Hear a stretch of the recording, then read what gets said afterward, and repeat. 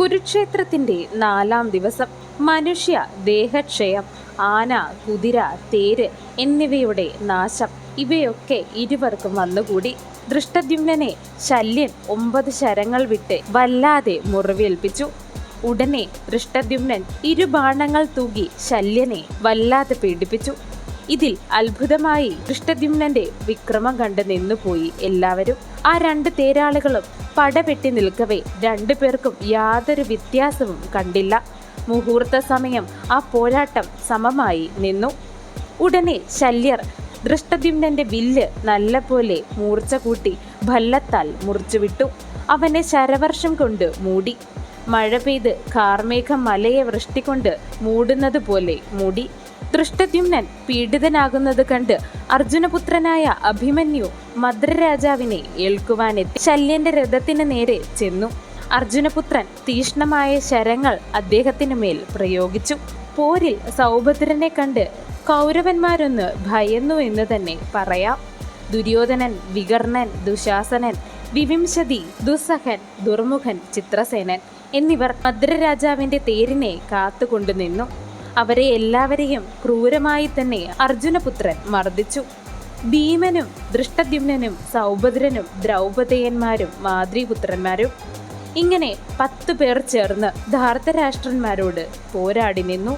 അവർ പലതരത്തിലുള്ള ശരങ്ങൾ തൂകി. അവർ പരസ്പരം സന്തോഷത്തോടുകൂടി കൊല്ലുവാൻ കരുതി തന്നെ നിന്നു.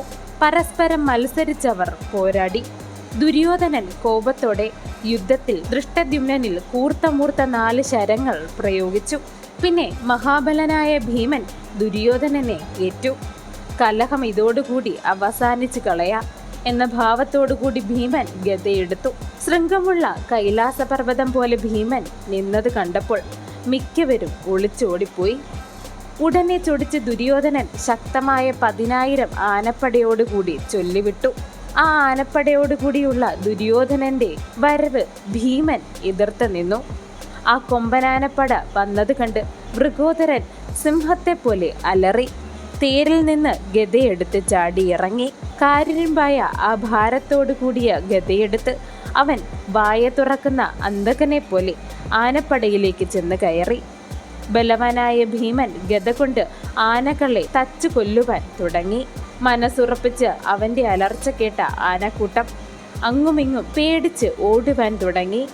ഉടനെ പാഞ്ചാലിപുത്രന്മാർ മഹാരഥനായ അഭിമന്യുവും നകുലനും സഹദേവനും ദൃഷ്ടദ്യുമ്നനും ഭീമന്റെ പിൻപുറവും കാത്ത് ഗജങ്ങളെ ശരം കൊണ്ട് വർഷിച്ചു നിന്നു.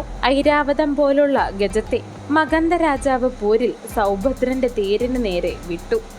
ആ കൂറ്റനായ ആന ഓടി വരുന്നത് കണ്ട് അഭിമന്യു ഒറ്റ ശരം കൊണ്ട് വീരനായ അവനെ വധിച്ചു. ശത്രുനാശകനായ കാർഷ്ണി, അതായത് കൃഷ്ണന്റെ സഹോദരി പുത്രൻ അഭിമന്യു, ആ ആനയെ കൊന്നതിന് ശേഷം മഗന്ധ രാജാവിന്റെ ശിരസും ഒരു വെള്ളി അമ്പ് കൊണ്ട് വീഴ്ത്തി. ഭീമൻ ചൊടിച്ച് മർദ്ദിച്ച് മുടിച്ചു വിടുന്ന ഗജങ്ങൾ ഉടനെ 4 ദിക്കും ഓടുന്നു. അവ പടയുടെ ഇടയിൽ കൂടെ വിരണ്ടുകൊണ്ട് പാഞ്ഞു. ആ ഓട്ടത്തിൽ നിരവധി യോദ്ധാക്കൾ ചവിട്ടേറ്റ് മരിക്കപ്പെട്ടു.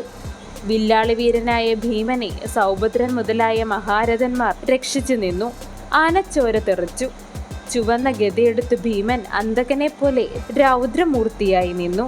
അങ്ങനെ കുരുക്ഷേത്രത്തിന്റെ 4-ാം ദിവസം ഭീമന രണഭൂമിയിൽ നിറഞ്ഞ് പോരാടി.